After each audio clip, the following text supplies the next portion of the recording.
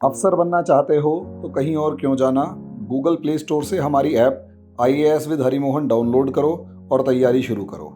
Hello दोस्तों, नमस्कार, आदाब, सत श्री अकाल। क्या हाल है आप लोगों के? उम्मीद करता हूँ अच्छे होंगे, सब कुछ कुशल मंगल होगा, सुरक्षित होगा। दोस्तों, जिस तरीके से मैं आप लोगों के सामने कॉन्टीन्यूसली इंटरनेशनल रिलेशंस और सोशल इश्यूज से रिलेटेड टॉपिक्स का एनालिसिस करने की कोशिश कर रहा हूँ और डिफरेंट डायमेंशंस को रखने की कोशिश कर रहा हूँ, कल से एक लगातार न्यूज़ आ रही है और पूरे यूट्यूब और मीडिया के ऊपर ये छाई हुई है, और वो है स्वीडन के दंगे। स्वीडन के दंगों को ऊपर जब ये वीडियो बनाने का कंटेंट आया तो असलियत में प्रॉब्लम ये आई कि क्या सिर्फ उस टॉपिक को स्वीडन से रिलेट किया जाए या सिर्फ स्वीडन के दंगों की जो इन्फॉर्मेशन है वो आपको देकर या डिलीवर करके आगे बढ़ जाया जाए।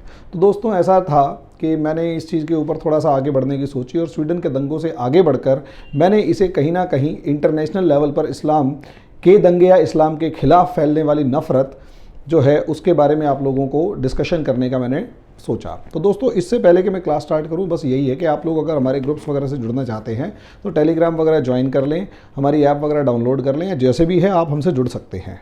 तो दोस्तों, टॉपिक अगर आप आते हैं स्वीडन के राइट्स के ऊपर, तो कुछ फ़ोटोग्राफ्स के ऊपर से हम स्टार्ट करते हैं इस बात को करना कि असलियत में जैसे ही हम राइट्स की बात करते हैं, सुबह सुबह हमारे ऊपर पास सामने कुछ इस तरीके की आगजनी की तस्वीरें या इस तरीके की, या ये कोई तस्वीर जिसमें कोई गाड़ी जल रही है,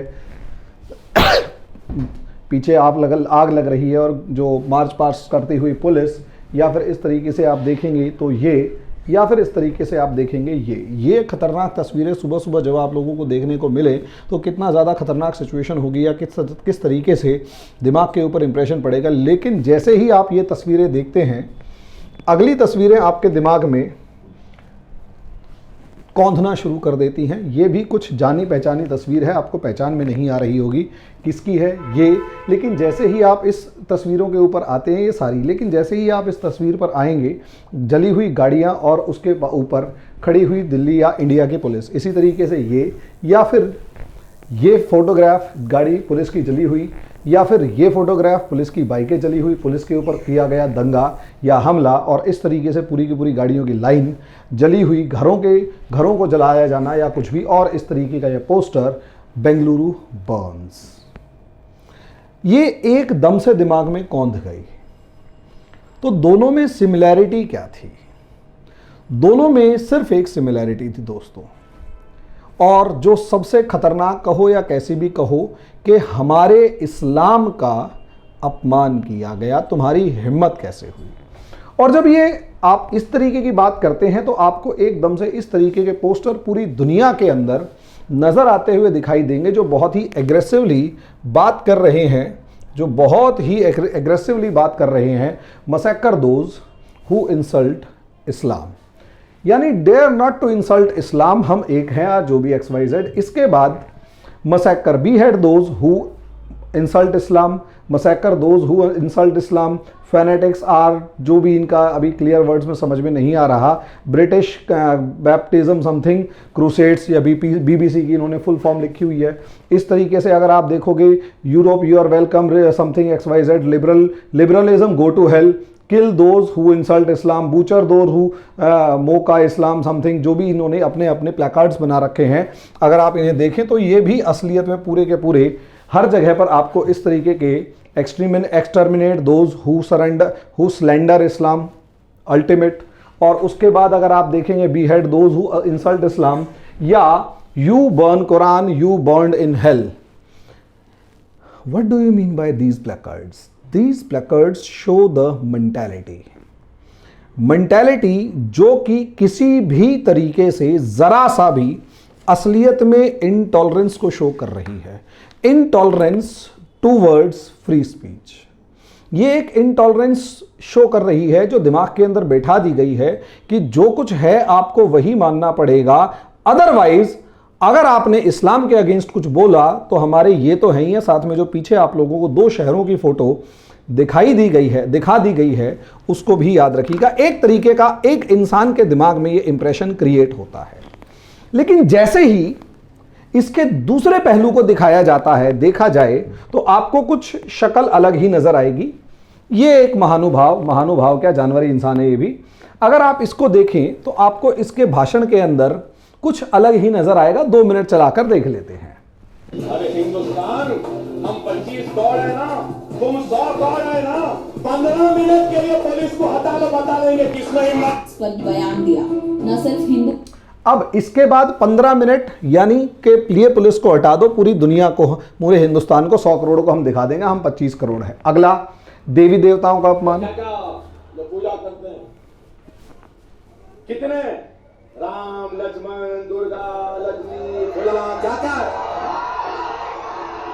कितने, वही हर 8 दिन में एक नया पैदा हो जाता है। अब तो नए आ गए, गणेश थे, वो थे महाराज, अब हनुमान जी। अब इसके बाद अगर आप ये देखें कुछ पोस्टर्स, जाने माने जो ये मिस्टर MF हुसैन, इनसे अगर देखा जाए, इनकी कुछ आपको फोटोग्राफ्स दिखाता हूं जिसके अंदर हनुमान जी की पूंछ पर सीता माता को बिल्कुल नग्नावस्था में दिखाया गया है, सीता माता को यहाँ बिना कपड़ों के दिखाया गया है, रावण को बिना कपड़ों के, हनुमान जी को बिना कपड़ों के।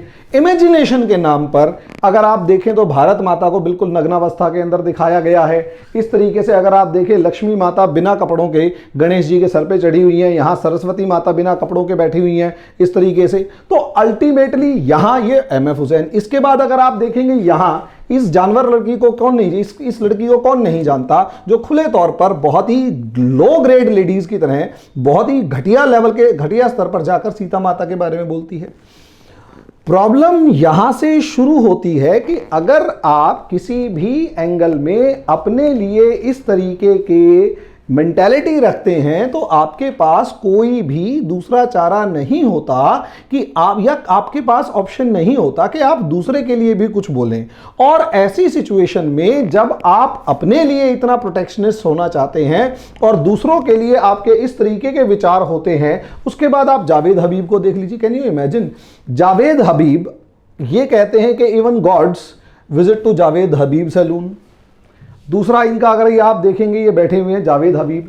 इसी तरीके से लॉर्ड शिवा को इमरान खान की फोटोग्राफ के अंदर दिखाना, इमरान खान। और सबसे बड़ी बात, पीके मूवी के अंदर इस तरीके की ये फोटोग्राफ। टॉलरेंस और इनटॉलरेंस की जब हिंदुस्तान के अंदर बहस हो रही थी, टॉलरेंस और इनटॉलरेंस की हिंदुस्तान के अंदर जब बहस हो रही थी, तो असलियत में इन सब चीजों को इग्नोर करके इंडिया के अंदर जब ये रायट्स अब हो रहे हैं, और क्यों ये इस तरीके की टॉलरेंस इनटॉलरेंस की बहस के अंदर देखा गया, तो कहीं ना कहीं इन टॉलरेंस की जो वो स्लोगन देने वालों को सबसे ज्यादा क्रिटिसिज्म झेलना पड़ा। उसके पीछे रीजन समझिए कि एक तरफ आप ओवर प्रोटेक्शनिस्ट इतने हो जाते हैं कि जरा सी बात के अंदर आप मारने काटने को, रायट्स करने को तैयार हो रही हैं, और दूसरी तरफ जब आपके ही किसी कम्युनिटी में से निकलकर बंदा अपमान कर रहा होता है दूसरे रीजन का, तो आप उसे फ्रीडम ऑफ स्पीच क्लेम करते हैं। ऐसी सिचुएशन में ये जो दोगलापन है, ये जो दोगलापन धर्म के अंदर नहीं इंसानों के अंदर है, जो उस धर्म के नाम पर लड़ रहे हैं, भले ही धर्म को फॉलो करें या ना करें, उस धर्म के नाम पर लड़ने वाले जो लोग हैं, इस तरीके के दोगलेपन की वजह से अपना मास बेस खो देते हैं। अल्टीमेटली अगर I am being a Hindu, मेरे से भी अगर पूछा जाए, मैं बीइंग अ लिबरल, मैं यूं कहूंगा ठीक है, इट्स ओके, लेकिन मैं इस आमिर खान को इसी क्राइटेरिया पे चेक करना चाहूंगा कि क्या ये आमिर खान या जावेद हबीब या MF हुसैन या और XYZ जो भी अपने आप को क्लेम करते हैं, क्या वो उसी क्राइटेरिया के ऊपर प्रॉफिट मोहम्मद के बारे में या इस्लाम के मामले में या किसी भी मामले में क्रिटिसिज्म जरा सा भी बर्दाश्त कर सकते हैं? 1% भी क्रिटिसिज्म बर्दाश्त कर सकते हैं? अगर नहीं कर सकते तो असलियत में हो क्या रहा है?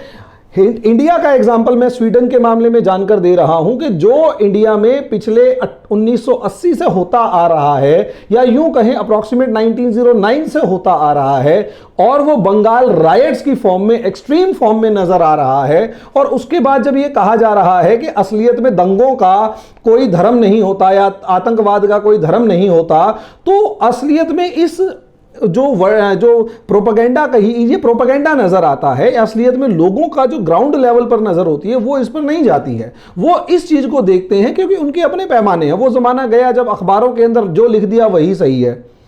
असलियत में आज के दिन एजुकेशन लेवल है अच्छा, पढ़े लिखे हैं, और सबसे बड़ी बात source of information social media के ऊपर इस लेवल तक है कि आप जो भी एक न्यूज एनालिसिस या न्यूज़पेपर एनालिसिस करने वाले लोग हैं उनसे कहीं ज्यादा जो अप्रोच है या कहीं ज्यादा जो एक रीच है वो एक सोशल मीडिया के ऊपर है। भले ही वो सही है गलत है उसके बाद की बात है, लेकिन एक इंसान का ओपिनियन डेवलप होता जा रहा है कॉन्टिन्यूअसली। अब ऐसी सिचुएशन में जब एक तरफ आप दूसरे धर्मों को खुलकर क्रिटिसाइज कर रहे हैं, उनका मजाक उड़ा रहे हैं, भगवान को भागते हुए दिखा रहे हैं, उनके बिना कपड़ों के दिखा रहे हैं, एक दूसरे से गलत तरीके से दिखा रहे हैं और उसे फ्रीडम ऑफ स्पीच का क्लेम करने की कोशिश कर रहे हैं, तो जब आप अपने धर्म को प्रोटेक्ट करने के लिए आवाज उठाते हैं तो दूसरे धर्मों के अगर मॉडरेट्स भी हों, लिबरल्स भी हों, उनको भी गालियां सुननी पड़ती हैं और वो ना चाहते हुए भी चुप रह जाते हैं। मेरे साथ मेरे पिछले वीडियो के इससे जस्ट पहले वाला वीडियो अगर आप देखेंगे तो मैंने सुदर्शन न्यूज के अगेंस्ट एक वीडियो बनाया था जो उनके सुरेश चौहान के था, कि उनके अगेंस्ट वीडियो ये बनाया कि आप नौकरशाही जिहाद का वर्ड कैसे यूज कर रहे हैं। यकीन मानिए मेरा कितना ज्यादा क्रिटिसिज्म किया गया है मैं मानता हूं, लेकिन मेरी लड़ाई किसी इस्लाम के नौकरशाही, इस्लाम के जिहाद के फेवर में या इस्लाम के फेवर में नहीं, मेरी असली लड़ाई यूपीएससी और एडमिनिस्ट्रेशन की पारदर्शिता और उसकी निष्पक्षता के लिए है। वहां उस अप्रोच को अगर जिसने समझा उसने मुझे सपोर्ट किया, लेकिन इस अप्रोच को जिसने नहीं समझा वो मुझे आज भी गालियां बक रहा है। यहां पर मेरा जो पॉइंट है वो ये है कि असलियत में जो भी इस्लाम के अगेंस्ट नफरत डेवलप हो रही है उसका एक्सट्रीम लेवल तो जो इंडिया में देखा जा रहा है उसका फर्स्ट लेवल जो है वो यूरोप में देखा जा रहा है। क्योंकि इसके जस्ट बाद अगर आप अगले पार्ट में देखते हैं तो आपको यहां पर इस तरीके की फोटोग्राफ्स के बाद अगला स्टेज आपको कुछ नेताओं का मिलता है जो कि मेजॉरिटी का हो या किसी भी फॉर्म में का हो। योगी आदित्यनाथ से इस तरीके के अगले अगले नेताओं के बयान सही लगने लग जाते हैं और फिर एक इनकी फैन फॉलोइंग बढ़ती है। इसका आप उदाहरण देख सकते हैं। देश के अंदर दंगों का जो ट्रेंड देखा गया है पूरे देश के अंदर वह स्पष्ट है। 10% से 20% के बीच में जहां मुस्लिम आबादी है वहां पर सांप्रदायिक झड़पें ज़्यादा हैं। जहां पर 20% से लेकर के 35 से 40% तक मुस्लिम आबादी है वहां सांप्रदायिक भीषण दंगे हैं। जहां 35 से 40% से ऊपर मुस्लिम आबादी है वहां पर गैर मुस्लिमों के लिए कोई जगह नहीं। अब दोस्तों यहां पर असलियत में इनके सपोर्ट में इनकी बात लोगों को, योगी आदित्यनाथ की बात काफी हद तक लोगों को समझ में आनी शुरू हो जाती है या वो उसको समर्थन देना शुरू कर देते हैं। यहां पहले समर्थन नहीं मिलता। पहले हिंदू मुस्लिम या कोई भी मेजॉरिटी है माइनॉरिटी है वो आपस में बहुत, आम आदमी को धर्म से बहुत ज़्यादा मतलब नहीं होता, धर्म उसके पर्सनल मैटर होता है। लेकिन ऐसे जो हमारे नेता हैं इनके बातें हमें 100% या हमें की जगह जो आम आदमी है वो उसे 100% समर्थन करने लग जाता है जब दुविधा या डायलेमा या दोगलापन नजर आता है कि एक तरफ आप अपने धर्म को इतना प्रोटेक्ट करने के लिए अल्टीमेट लेवल पर जा रहे हैं कि आप किसी भी तरीके किसी भी हद तक, लेकिन दूसरी तरफ अगर आप देखें तो दूसरों का मजाक उड़ाते हुए देर नहीं करते। और सबसे बड़ी बात, जब एमएफ हुसैन की ये मूर्तियां बनाई गई तो एमएफ हुसैन ने ये जो पेंटिंग्स बनाई उसके बाद एमएफ हुसैन का सबसे पहली बात ये थी कि ये मेरा फ्रीडम ऑफ स्पीच है और ये मेरा फ्रीडम ऑफ एक्सप्रेशन है, और क्योंकि इंडिया में मेरे फ्रीडम ऑफ एक्सप्रेशन को आपने अपोज किया है इसलिए मैं जा रहा हूं। कतर की उन्होंने नागरिकता ले ली। आमिर खान के साथ भी यही प्रॉब्लम तो आ रही है कि आमिर खान जब किसी इस्लाम की अगर कमी के बारे में बात करना शुरू करें तो वहां पर वो असलियत में उन सब चीजों को प्रोटेक्ट करते हुए नजर आते हैं। यहां पर इवन इस्लामिक स्कॉलर्स जो हैं, मुस्लिम स्कॉलर्स जो हैं, उनके ऊपर भी क्रिटिसिज्म कई बार लगता है जब वो जजिया जैसे जो एक्सप्लॉयटेटरी या डिस्क्रिमिनेटरी टैक्स को सपोर्ट करते हुए नजर आते हैं। लेकिन जैसे ही दूसरी पार्ट में आता है तो भाई ऑब्वियस सी बात है, मेजॉरिटी या दूसरी जो कम्युनिटीज है वो अपने ही नेताओं को सुन के वो बातें सही लगने लग जाती हैं। सही है या नहीं है इसका कोई साइंटिफिक प्रूफ नहीं है। ना मैं योगी जी को सपोर्ट कर रहा ना योगी जी का अपोज कर रहा, ये आप लोगों का अपना इंटेलेक्ट है। मैं सिर्फ इतना कह रहा हूं कि इनकी बात उस टाइम पर सही प्रूव होनी शुरू हो जाती है जब अपने क्रिटिसिज्म या एक क्रिटिसिज्म को लेकर जो है आप अपना क्रिटिसिज्म जब देखते हैं तो उस क्रिटिसिज्म के अंदर तो आप बिल्कुल डेथ पेनल्टी को मांगते हैं या फिर 50 लाख 51 लाख का दान या इनाम घोषित कर देते हैं, और जब दूसरे का नंबर आए तो मुंह में दही जम जाती है। और यहां से फिर जब इसका आउटकम क्या होता है? जब बीजेपी लीडर के पास ऑब्वियस सी बात है, सबसे बड़ी बात यह कि सीधा स्वीडन के दंगों के अंदर भी उनका ये ट्वीट आ जाता है। जनसत्ता अखबार का ये कॉलम है जिसके अंदर साफ कह रहे हैं कि स्वीडन में भड़के दंगे, बीजेपी नेता का ट्वीट, कोई भी दंगा, वहां भी कोई कपिल मिश्रा ढूंढ कर टीकरा फोड़ दो। असलियत में कपिल मिश्रा ये प्रूव करना चाह रहे हैं कि भाई मैं ठीक था। अब ठीक थे गलत थे वो जुडिशरी प्रूव करेगी, लेकिन कपिल मिश्रा को अपनी बात के पक्ष में एक मामले में पूरी कम्युनिटी को दोषी ठहराने का एक मौका मिल गया कि देखो भाई मैं बिल्कुल ठीक था, मेरे ऊपर झूठा आरोप लगाया है। और खास बात यह कि जो बाकी कम्युनिटीज हैं वो इस बात को सही मानते हुए भी देर नहीं लगाएंगी। अब अगला कमलेश तिवारी। कमलेश तिवारी का नाम आप लोगों ने सुना होगा, इस तरीके का ये व्यक्ति था। इसकी अभी आगे इसकी फोटो भी दिखा देंगे। इन्होंने जो प्रॉफेट मोहम्मद के बारे में बहुत ही अलग तरीके की टिप्पणी करी, गलत टिप्पणी करी कि first homosexual in the world, जब उन्होंने कहा तो असलियत में इनको गोली मार दी गई, 15 बार इनको चाकू से वार किए गए या मार दिए गए। अब ऐसी सिचुएशन में आप जब ये नाटक, ये जो जिस भी तरीके का ये देखते हैं, तो एक बड़ा वेव ऑफ सपोर्ट यहां पर आप लोगों को इस तरीके के नाटकों के अंदर या इस तरीके की सीरीज में आपको नजर आने लगता है। और लोग जो हैं यूपीएससी जिहाद या नौकरशाही में मुसलमानों की घुसपैठ का षड्यंत्र टाइप के, इनको सही मानने लगते हैं, इनका मास बेस बढ़ने लगता है। और कहीं ना कहीं जो freedom of speech and expression तो छोड़िए, जो इस्लाम को मॉडरेट धर्म या उसको सही बात करने के वाले भी होंगे, उनको क्रिटिसिज्म झेलना पड़ जाता है। और उनको इतना क्रिटिसिज्म झेलना पड़ जाता है कि फिर उसके बाद चाहे अखलाक हो, चाहे पहलू खान हो, चाहे तबरेज अंसारी हो या कोई और हो, उन सबके ऊपर जब भी इनके लिए आवाज उठाई जाती है तो ये असलियत में लोगों का गुस्सा, जो सड़क पे चलते फिरते लोग हैं जिनके मानसिकता ये बन चुकी है कि ये प्रॉब्लम क्रिएट करते हैं, इस्लाम या मुस्लिम जो है वो प्रॉब्लम क्रिएट करते हैं, वो गुस्सा यहां नजर आता है। इनके पीछे भले ही कोई नहीं। अब इसमें आप कहें कि इंटॉलरेंट इंडिया, तो who is responsible for this intolerant India, ये देखिएगा। क्योंकि असलियत में गेम मेजॉरिटी का है कि मेजॉरिटी किसके फेवर में जा रही है, और डेमोक्रेसी में मेजॉरिटी विंस। अब मेजॉरिटी को पता है कि इस तरीके का जो माइंडसेट है लोगों का डेवलप हो रहा है, और उसके लिए भले ही योगी या और कोई जिम्मेदार हो या ना हो, कम से कम ये एक्टिविटीज ऑफ मुस्लिम्स जो हैं ये ज्यादा जिम्मेदार हो जाती है। उसके पीछे रीजन क्या है? ओवर रिलीजियसनेस और ओवर पोजेसिवनेस, कि ज्यादा इतना पोजेसिव हो गए कि कोई बोल के दिखाए I am going to kill him, मैं मारने जा रहा हूं उसे। Have patience. अब प्रॉब्लम उसका क्या आ रहा है वो समझिए, क्योंकि तबरेज अंसारी के मरने के पीछे का सबसे बड़ा रीजन क्या है? इसके मरने के पीछे सबसे बड़ा रीजन, क्योंकि एक चोर को पीटा जाता है, पुलिस सिस्टम पे गवर्नमेंट इंडिया के लोगों को बहुत ज्यादा सा भरोसा नहीं है, और जिस तरीके से जुडिशरी 20-20 साल के अंदर किसी भी छोटे से केस को निपटाने की कोशिश करती है और पूरी जिंदगी निकल जाती है जेल में, लेकिन फैसले नहीं आते, तबरेज अंसारी भी वैसा ही एक एग्जाम्पल है। तबरेज अंसारी भी वैसा ही एक एग्जाम्पल है कि लोग फ्रस्ट्रेटेड हैं। अगर यहां पर तबरेज अंसारी की जगह कोई तोताराम होता तो भी उसको इतना ही पीटा जाता। फर्क सिर्फ इतना है, उससे जय श्री राम के नारे नहीं लगवाए जाते, इससे जय श्री राम के क्योंकि नारे लगवाए गए और पीटा गया तो इशू बन गया, क्योंकि असलियत में हर इंसान को एक फियर फैक्टर डेवलप हो चुका है फ्रॉम इस्लाम। एक आम आदमी को इस्लाम से फियर फैक्टर डेवलप हो चुका है कि जहां भी दंगे हो रहे हैं उसमें मुस्लिम्स कहीं ना कहीं पाए जाते हैं। और इंटरनेशनल रिपोर्ट्स के अकॉर्डिंग दुनिया के 94% जो झगड़े हैं वो इस्लामिक देशों में, और मैक्सिमम टेररिस्ट अटैक्स जो हैं वो इस्लाम या मुस्लिम्स के द्वारा किए जा रहे हैं।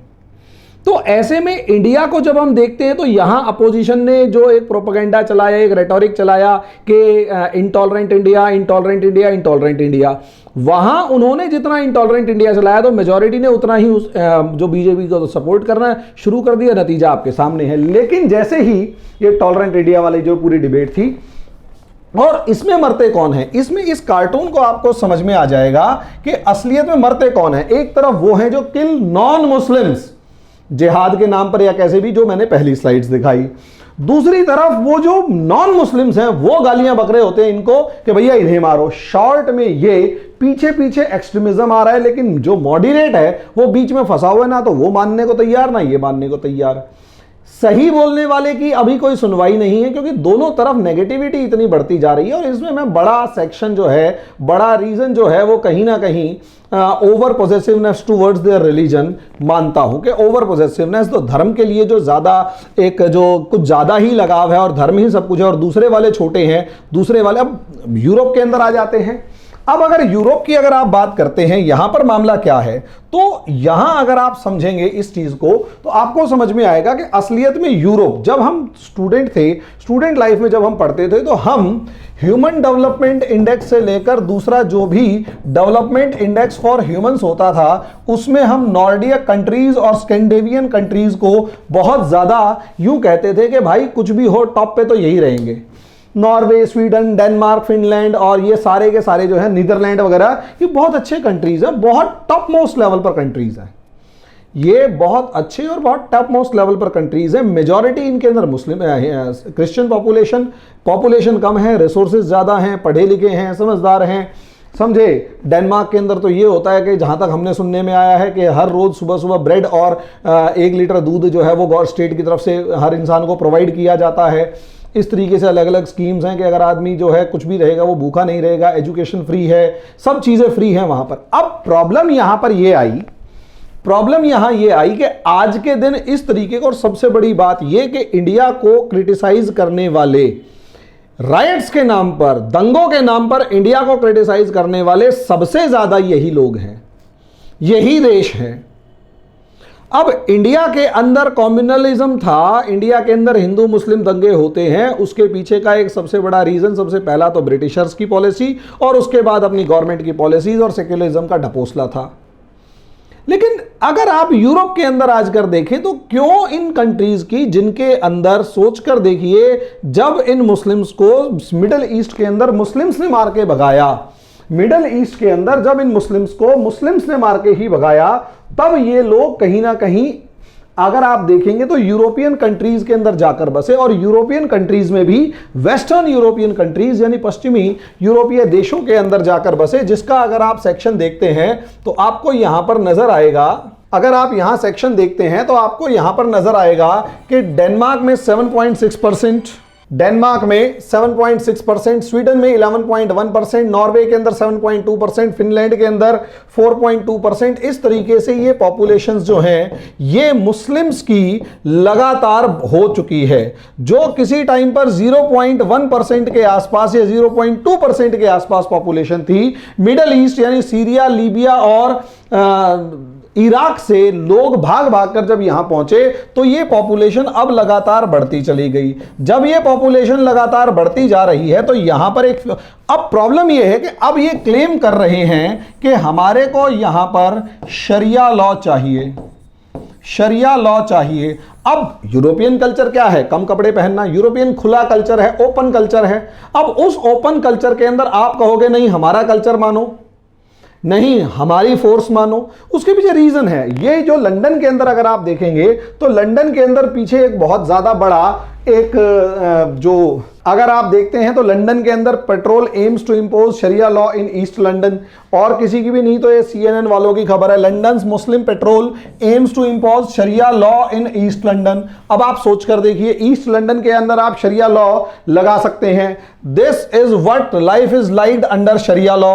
वाइस न्यूज यानी यूरोपियन न्यूज। इसी तरीके से arrested for hugging, sharia vice squad on patrol, Indian Ocean with Simon Reeve, जो भी है, एनफोर्सिंग शरिया इन रक्का, ठीक है, पेट्रोल विद, जो भी अलग अलग आप पॉपुलेशन या पोजीशंस यहां पर अगर आप देखते हैं तो शरिया को इंपोज करना अपने आप में इनका एक ऑब्जेक्टिव जिस तरीके से बन गया, इसे आप अपने यूट्यूब चैनल्स के ऊपर देख लेंगे तो आपको और ज्यादा अच्छे तरीके से नजर आएगा। तो असलियत में यहां पर एक फियर फैक्टर डेवलप हुआ और कहीं ना कहीं फिर योगी आदित्यनाथ की बात 100% सही होती हुई नजर आती है, सही होती हुई नजर आती है कि जहां जहां मुस्लिम पॉपुलेशन बढ़ेगी वहां कम्युनल कॉन्फ्लिक्ट बढ़ेगा और ये शरिया लॉ से लेकर दूसरे इस्लामिक रिचुअल्स या कल्चर्स को इंपोज करने का फोर्स करेंगे।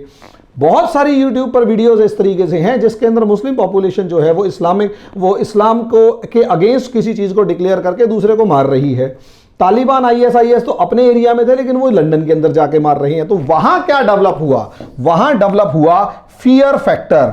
और जैसे ही यहां पर फियर फैक्टर डेवलप होगा, जैसे ही यहां पर फियर फैक्टर डेवलप हुआ, वो फियर फैक्टर फियर अगेंस्ट इस्लाम है और फियर अगेंस्ट इस्लामिक रिचुअल है। और जिस तरीके से उनकी लिबर्टी या लिबरल लाइफ वो जी रहे हैं, फियर उनके लिए है। अब जिस तरीके से वो लिबरल लाइफ जी रहे हैं, अगर फियर उसके लिए है, तो वो ये जो स्वीडन के अंदर राइट्स हुए हैं, वो इसी का नतीजा है। क्यों? क्योंकि ये जो फियर है, असलियत में ये फियर किसी ना किसी तरीके से पॉपुलेशन की फॉर्म में दिखाई देगा। ये अगर आप देखते हैं तो views of Muslims more negative in eastern and southern Europe के मुस्लिम्स के अगर देखेंगे तो ज्यादा नेगेटिव व्यूज इसमें नजर आ रहे हैं। अगर आप राइज ऑफ पॉपुलेशन देखोगे तो Muslims as percentage of national population, कहां पर तो ये जो पॉपुलेशन थी वो मुश्किल से 1% के आसपास होती थी, लेकिन अब ये 6%, 3 to 5%, 1 to 2% और इस तरीके से ये आपको पॉपुलेशंस नजर आ रही हैं। और कई कई शहर इस तरीके से हैं। अगर आप देखें, अच्छा दूसरा कि अगर आप यहां पर देखते हैं तो अप्रॉक्सीमेट 2010 के आसपास जो यूरोप में पॉपुलेशन थी वो अप्रॉक्सीमेट 3.8% थी। जैसे ही वो ISIS आया है, वो पॉपुलेशन जो है वो 4.6% हो गई। 2016 के अंदर वो पॉपुलेशन 4.9% हो गई और 2020 के अंदर वो परसेंटेज जो है वो बढ़ के अप्रॉक्सीमेट 10% के आसपास पहुंच गई है। और जो प्रोजेक्टेड अप्रोच है वो यहां दिखाई दे रही है कि अगर माइग्रेशन नहीं होता तो ये पॉपुलेशन 7.4% पर ही रहेगी, 7.4%। अगर मीडियम माइग्रेशन होता है तो 11.2% और अगर हाई माइग्रेशन होता है तो 14% पॉपुलेशन बढ़ेगी। लेकिन इसमें रिप्रोडक्शन वाला जो पार्ट है वो कारण 2014 से 16 के बीच में रिफ्यूजी इनफ्लो जो है वो मामला था। 2014 से 2016 के बीच रिफ्यूजी इनफ्लो जो है वो सबसे बड़ा इशू इन लोगों के लिए था और इसी वजह से पॉपुलेशन ग्रोथ होती जा रही है। और बहुत से ऐसे इलाके जैसे ओस्लो, वहां पर जो शहर है वहां कई मामलों में अगर आप देखेंगे तो 25% से ज्यादा पॉपुलेशन जो है वो मुस्लिम्स की हो चुकी है। और यही रीजन है कि कई इलाके जहां पर 70% से ज्यादा पॉपुलेशन है, they are demanding to impose sharia law.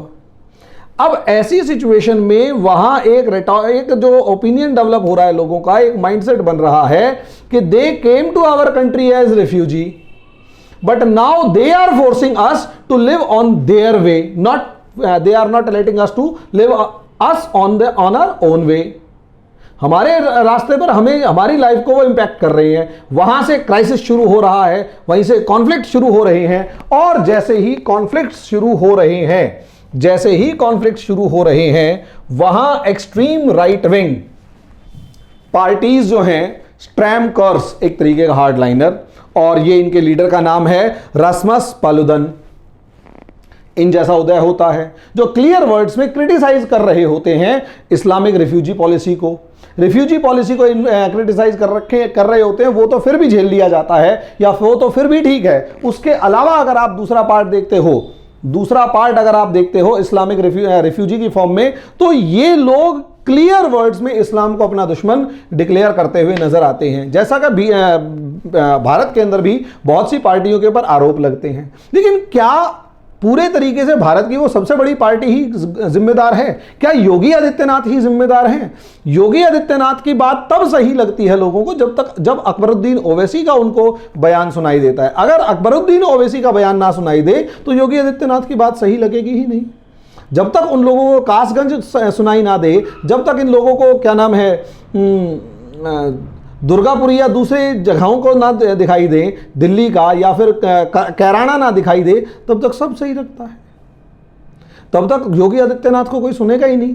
Yogi Adityanath जिसके ऊपर एक्सट्रीमिस्ट होने का आरोप है, उसको लोग तभी सुनेंगे जब उन्हें ओवैसी जैसे लीडर से डर लगेगा। वही सिचुएशन यूरोप जैसे बहुत शांत देशों के अंदर, यूरोप जैसे बहुत शांत इलाके के अंदर नजर आ रही है कि असलियत में लोग पहले इस तरीके के एक्सट्रीमिस्ट लीडर्स के ऊपर, जो स्ट्रैम कुर्स जैसे लोग हैं, इनके ऊपर ध्यान नहीं देते थे। आज भी अगर आप देखेंगे तो डेनमार्क के अंदर इस पार्टी का कोई वजूद नहीं है, कोई एग्जिस्टेंस नहीं है, कोई बहुत ज्यादा इसका मास बेस या सपोर्ट बेस नहीं है। लेकिन इनके सपोर्टर्स कॉन्टिन्यूसली बढ़ते जा रहे हैं। उसके पीछे रीजन ये प्लेकार्ड्स हैं जो यूरोप की सड़कों पे आए दिन आपको नजर आते हैं। जब ये प्लेकार्ड्स, जब ये सब चीजें यूरोप की सड़कों पे आपको नजर आनी शुरू हो जाती हैं तो असलियत में एक फियर फैक्टर डेवलप होना शुरू हो जाता है। और कई प्लेकार्ड्स में तो आपको ये नजर आएगा कि only Islam will rule and we will see you. इस तरीके के जब एक्सट्रीम ओपिनियंस यहां नजर आते हैं तो इस तरीके के जो लीडर्स हैं वो एक्सट्रीम लेवल पर आपको सपोर्ट, मतलब इनका मास बेस बढ़ता चला जाता है क्योंकि डर के लोग इनको सपोर्ट करना शुरू कर देते हैं। ऐसे में ये जानबूझकर कोई ना कोई ऐसी हरकत करते हैं जिससे और ज्यादा मामला बढ़ के तो इन्होंने क्या किया, इनको 2 साल से स्वीडन के अंदर घुसने नहीं दिया जा रहा और खासकर स्वीडन के जो मालमो शहर है उसके अंदर घुसने नहीं दिया जा रहा। अगर आप पोजीशन देखेंगे तो आपको यह नजर आएगा ये मालमो शहर है और ये डेनमार्क है। डेनमार्क ने मालमो शहर को क्यों टारगेट किया या इस पार्टी ने स्पेशली मालमो शहर को क्यों टारगेट किया, उसको अगर आप लोग देखते हैं तो आपको यहां पर एक बहुत इंपॉर्टेंट लिस्ट नजर आएगी कि बहुत से ऐसे शहर हैं यूरोप के अंदर जहां पर मुस्लिम्स की एक सिग्निफिकेंट पॉपुलेशन है। जैसे Amsterdam 12.1%, एटवर्प 16.9%, अल्मीरिया 12%, Barcelona 5.6%, Berlin 11.6%, Brussels 25% Muslim population estimated, और इसी तरीके जर्मनी, इसी तरीके से अगर आप माल्मो देखोगे तो 16% और हस्कोवो देखोगे बुल्गारिया का तो 18.2%। सच अ लार्ज या such a significant number of population आपको या परसेंटेज ऑफ पॉपुलेशन अगर यहां पर आपको नजर आ रही है तो ये जो है माल्मो, ये इस पर्टिकुलर पर्सन, क्योंकि डेनमार्क, स्वीडन और नॉर्वे जो है वो नॉर्डिक कंट्री कहलाते हैं, इनका कल्चर वल्चर लगभग सारा एक जैसा है।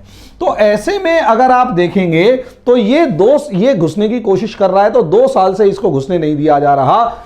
ऐसे में इनका आरोप गवर्नमेंट के ऊपर यह है और खासकर मॉडरेट गवर्नमेंट के ऊपर यह है कि आप रेपिस्टों को, आप क्रिमिनल्स को, सबको घुसने दे रहे हैं। मैं तो एक लीडर हूं, मुझे नहीं घुसने दे रहे। You are killing democracy, you are killing freedom of speech. हालांकि फ्रीडम ऑफ स्पीच की अपने रिस्ट्रिक्शंस होती है लेकिन इनको तो कहने का मौका मिला हुआ है। क्योंकि इनको कहने का मौका मिला हुआ है तो यहां से जो सिचुएशन है ये आगे बढ़ना शुरू हो जाती है। जब ये सिचुएशन यहां पर आगे बढ़ना शुरू होती है तो यहीं से आप आगे देखेंगे कि मामला जिस तरीके का है कि यहां पॉलिटिक्स करने का मौका मिल जाता है। और ये वो शहर है जहां थोड़ी थोड़ी टेंशन शुरू हो गई। यहां जानबूझकर इनके जो सपोर्टर्स थे उन्होंने कुरान फाड़ के जला दी। अब कुरान फाड़ के जला दी तो पूरे का पूरा शहर जलने लगा, और शहर छोड़ो पूरे का पूरा स्वीडन जलने लगा। स्वीडन जलने लगा तो असलियत में किसको फायदा हुआ? क्या किसी तरीके से फायदा हुआ? नहीं, सिर्फ एक बंदे को फायदा हुआ, इसको। अभी तक दुनिया में किसी ने इसका नाम नहीं सुना था। आज के दिन ये इंटरनेशनल लेवल पर रिनोन्ड या जाना जाने वाला नॉन पर्सनैलिटी हो गया है। और इसी तरीके से अगर 2-3 दंगे और होते हैं तो इसको सपोर्ट मिलता जाएगा, क्योंकि अभी भी वो मेजोरिटी में 80, 85, 90% के आसपास है क्रिश्चियंस। वहां अगर 50% सपोर्ट भी मिलता है तो ये अपने आप इनका ग्राफ ऊपर जाता चला जाएगा। अल्टीमेटली नुकसान किसका है? रिफ्यूजी पॉलिसी बंद। और ये लोग किस बात को सपोर्ट करते हैं आप ये भी देखिएगा। ये लोग किसी चीज को भी अगर सपोर्ट करते हैं तो ये कहते हैं कि हम थोड़ा ना कह रहे हैं, you are responsible, your behaviour is like this, you are fighting everywhere. ये मुस्लिम्स पे आरोप लगाते हैं। तो असलियत में मुस्लिम कम्युनिटी को सोचना पड़ेगा कि what impression their activities are creating over those who are non Muslims. क्योंकि अल्टीमेटली अगर आप देखेंगे तो ऑल द मिडल ईस्ट और Muslim countries are fighting with each other in the Middle East. ये रियलिटी है, मैं कई सारे वीडियो इस पे कवर कर चुका हूं। अगर इनके कंपैरिजन में यूरोपियन कंट्रीज को देखेंगे they are not fighting with each other. अगर इनके कंपैरिजन के अंदर बुद्धिस्ट कंट्रीज को देखेंगे they are not fighting with each other. Muslim countries are fighting with each other. अगर आप इनमें मुस्लिम्स को देखेंगे तो one Muslim community is killing other Muslim community. आज के सिनारियो में 100 साल पहले की मैं बात नहीं कर रहा।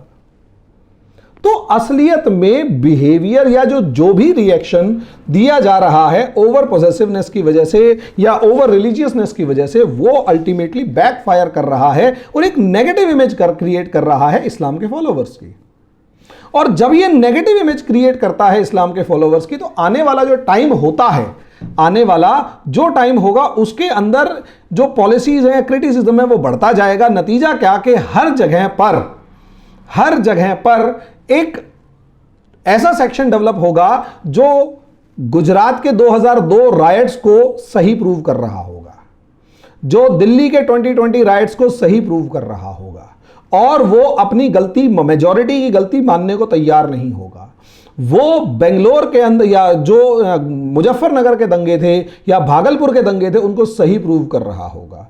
वो म्यांमार में से बुद्धिस्टों ने जब रोहिंग्याज को निकाला तो रोहिंग्याओं के अगेंस्ट होने वाली एट्रिसिटीज को सही प्रूव कर रहा होगा। वो चाइना में उइगर मुस्लिम्स के अगेंस्ट होने वाली एट्रोसिटीज को सही प्रूव कर रहा होगा, क्योंकि उसके दिमाग में एक ऐसा इंप्रेशन क्रिएट कर दिया है कि गलती से भी अगर तुमने उसका नाम ले दिया या उसको नहीं माना या जो भी XYZ है कि उसको नहीं माना, उसके रिलीजन को नहीं माना, उसको फॉलो नहीं किया, I am going to kill you.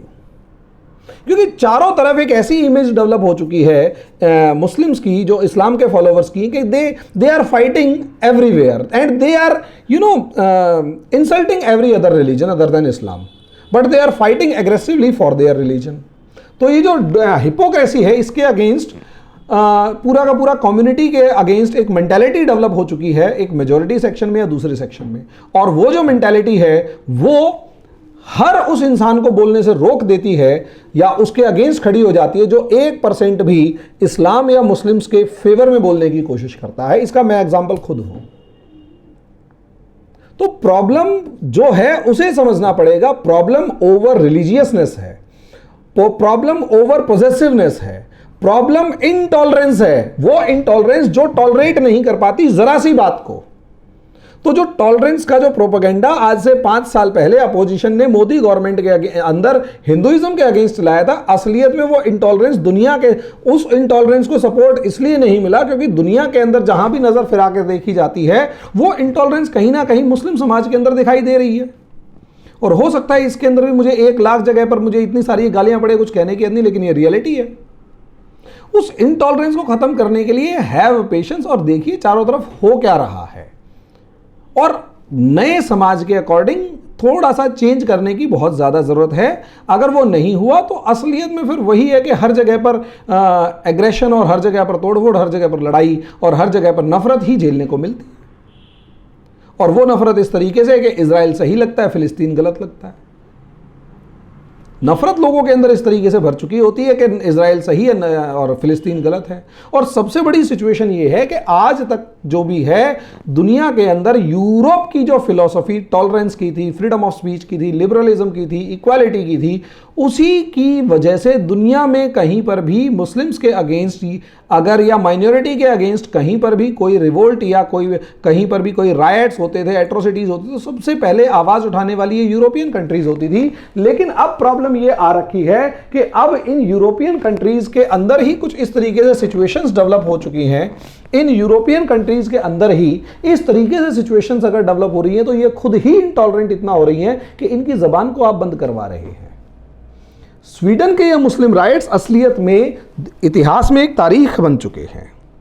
Sweden के ये मुस्लिम राइट्स इतिहास में असलियत में एक तारीख बन चुके हैं कि यहां से यूरोप के अंदर एक्सट्रीमिज्म का फेज शुरू हो रहा है और एंटी इस्लामिक मूवमेंट शुरू हो रहा है। और वो एंटी इस्लामिक मूवमेंट जो है वो इस हद तक बढ़ता हुआ नजर आएगा कि कहीं ना कहीं क्रिश्चियनिटी वर्सेस इस्लाम पूरी दुनिया में दोबारा चालू हो जाएगा। आने वाला समय यूरोप के मुस्लिम्स के लिए, इन दंगों के बाद यूरोप के मुस्लिम्स के लिए समस्या वाला होने वाला है।